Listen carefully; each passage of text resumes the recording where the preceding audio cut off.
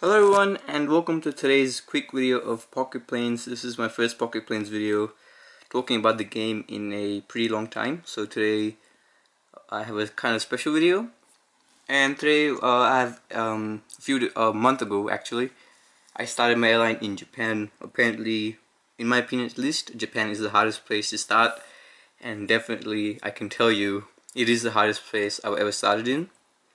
So let's talk more about it, what I've done so far, and I'll show you my airline. I'm currently level 6, and yep, you can see some airports such as Nanping, they're really expensive, so for a really long time you have to stay in the Japanese zone to make money, and then you get your bucks and you exchange all of it to get this airport, and then after you get this airport it's a bit easier. So you can see then I got Hanoi as well with the money I got, and then now all the way to the Middle East. It really wasn't hard. It's taken me level 6 to get all this way. Probably if I was in Europe at this time, I'd probably have something in America, and at least in Africa I would be pretty south, maybe around here. So let's show you my planes. I've not been able to save for any planes because of the bucks, because I had to spend all of the bucks I collected on, I had to exchange it for the money, and then with the money I got the airport instead, which I think might be a bad decision, but yeah, I just needed more airports because I was making about 200-300 coins a flight, and that was not even the profit, so it kind of makes sense to expand it this way, but it's really been hard. I definitely don't recommend you ever use Japan.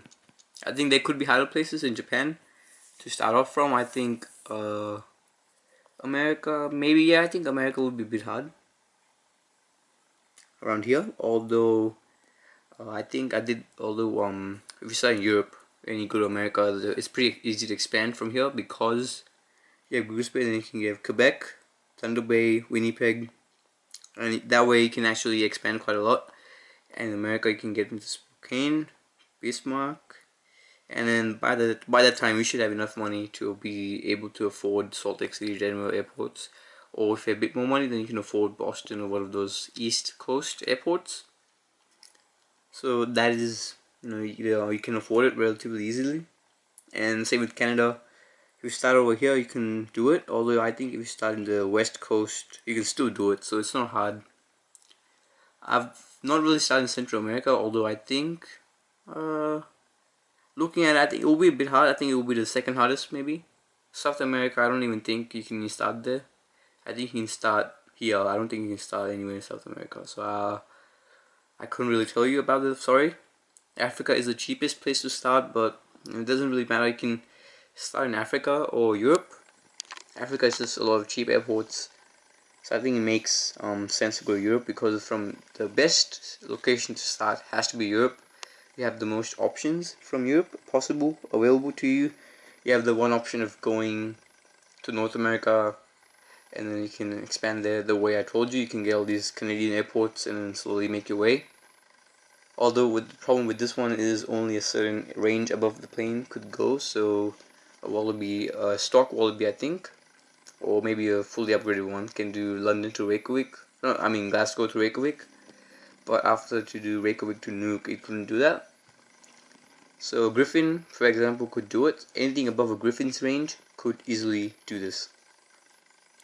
And also, if that's not good enough for you, you have the really good option of going to Africa, which is pretty cheap, although to get there in the first place you have to get a pretty good airport such as Naples, and then you can get Benghazi, and then you can move that way. You can go Port Sudan or El Fasher, Juba, Kangana,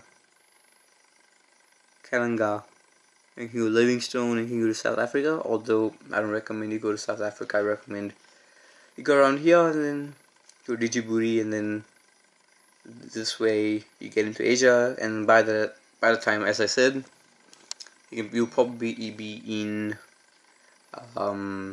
North America as well. So I think, yeah, it makes sense to start in Europe because you have the most options. Now Australia, Australia, I have started in Australia before. It is a pretty good place to start from, although the main issue with this, the airports, everything is pretty good, but the main issue with Australia is this is pretty far away. It takes a while to get out of the country. So you can see that you can go to New Zealand, although there's no really point in going to New Zealand, only 3 airports. Although yeah, you can go to New Zealand if you want, but New Zealand is also pretty much, it's a dead zone.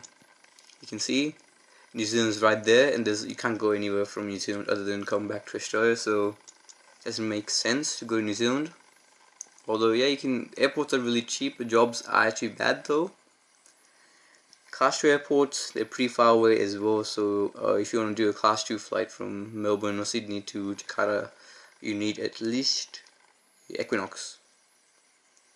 And once you get into Asia, you have to go, Asia is really expensive, so get Palu, Kaching, Cebu, and then you'll have to save up quite a lot of money. I think my first class trip was, it was Paris. I think my second one was Bangkok. And yeah, Bangkok was really hard to save up for, because you really don't make a lot of money coming out of Australia. So yep, so as I recommend you start in Europe. It is the best place to start. And yeah, my experience starting in Japan has been a challenging experience, although it was easier than I thought. I thought maybe it would take me too long to save up for stuff, but it happened to be easier, especially with this. I haven't been playing a lot currently. This game has been just staying flat for like a while. So I think I'll just send a few planes off and then we'll end the video. I do have a few parts. Now these parts are not, I haven't cashed in or anything because I'm going to keep this as real as possible. Now this was for giveaways, although you can see I'm really poor, so I couldn't do anything like that. I've saved up for an airline P, but I really doubt I can even save up more because there's just no way I could do more. There's 4 LMP controls. I wish I could afford it. And one thing that does make it, oh, I didn't see that.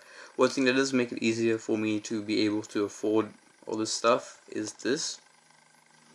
It's pretty much, this is the only way I could actually save up for stuff.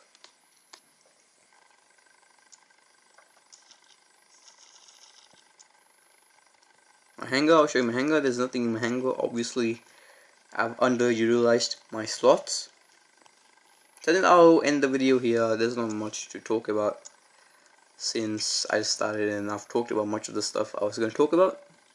So thank you very much for watching today's video. I'm sorry if it's a bit boring, and I'm sorry if I talked more about just where to start. But hopefully I've weighed the options for you, and if you're still confused about where to start or which is the best place to start, my opinion is that you should start in Europe, since it is relatively easy. It is not the cheapest place to start, although in Europe the quality of airports you get is also pretty solid.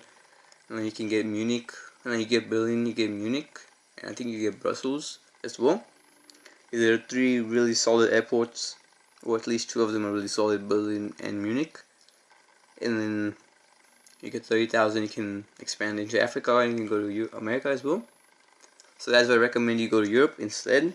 And although if you live in some place, or if you've been bored, I recommend Japan, since it is challenging and might be more fun, or Australia since it's isolated. So anyways, thank you very much for watching, and I'll see you next video. Bye.